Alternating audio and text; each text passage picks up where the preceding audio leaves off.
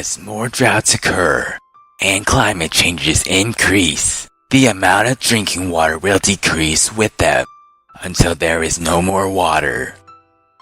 Water is used worldwide, whether it is used for industry, domestic use, or for agriculture. It is needed to support the world population. Therefore, there are increasing demands for clean drinking water. Fresh water makes up 2.5% of Earth's water. 20% of that 2.5% is used for industry, 70% is used for agriculture, and 10% is used for domestic use. Providing potable water to millions is a great challenge for the governments in developing countries. It all boils down to price and accessibility to water. Fresh water isn't easy to find in some parts of the world.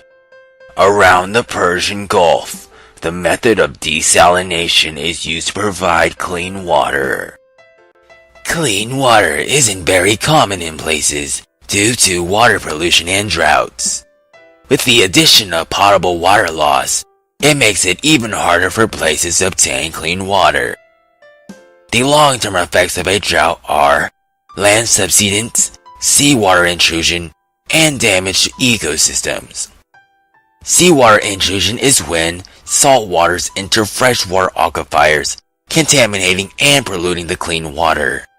The short-term effects are that the surface water will decline, causing the amount of groundwater to become the dependent source of water.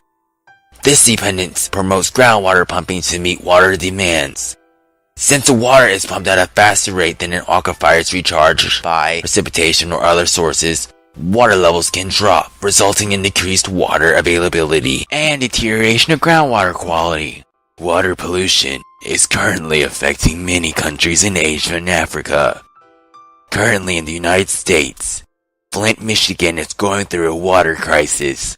Their water supplies were influenced by pollution because the state of Michigan wanted to save money by switching Flint's water supply from Lake Huron to the Flint River, which is the infamous tributary that runs through the town, known to locals for being dirty. Soon after the switch, the water started to look, smell, and taste funny. Researchers found dangerous levels of chloroform in Flint's water, putting citizens at risk for diseases. Chloroform is known for its ability to put people to sleep. Chloroform is used during surgeries in Europe to put patients to sleep during the process.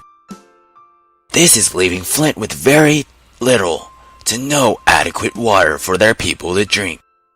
The cities of Madison, Wisconsin, and Lansing, Michigan, were also devastated by water pollution, but they were able to get rid of their problem. Both cities found unreasonable amounts of lead in their water. The citizens of these cities took action by digging and replacing 8,000 lead pipes, and their water utilities hired workers to rip out their own customers' lead pipes. Now, these cities are doing all they can to help the city of Flint, but even that is a struggle. Studies show that there isn't enough water in the world. There are billions of people being affected by a water crisis. Nearly 1 billion humans have no access to clean, drinkable water. Of the fresh water that remains, over 2/3 is locked away in ice caps and glaciers. Most of the rest is trapped in soil or underground aquifers. That leaves a tiny fraction available for us to use. As we consume more and more water, people in places that start to run out of water start to drink out of dirty water supplies. Drinking out of dirty water supplies means more people will drink from dirty sources, and waterborne diseases such as typhoid would spread more quickly.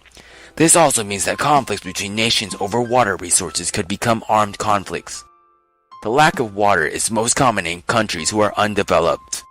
The places of Yemen, Jordan, Djibouti, Libya, and the Western Sahara are the top 5 places mostly threatened by water shortages. Yemen is a hotspot for conflicts and terrorism, so some countries avoid doing business with them. The country has little natural fresh water to use, and relies heavily on water from other sources.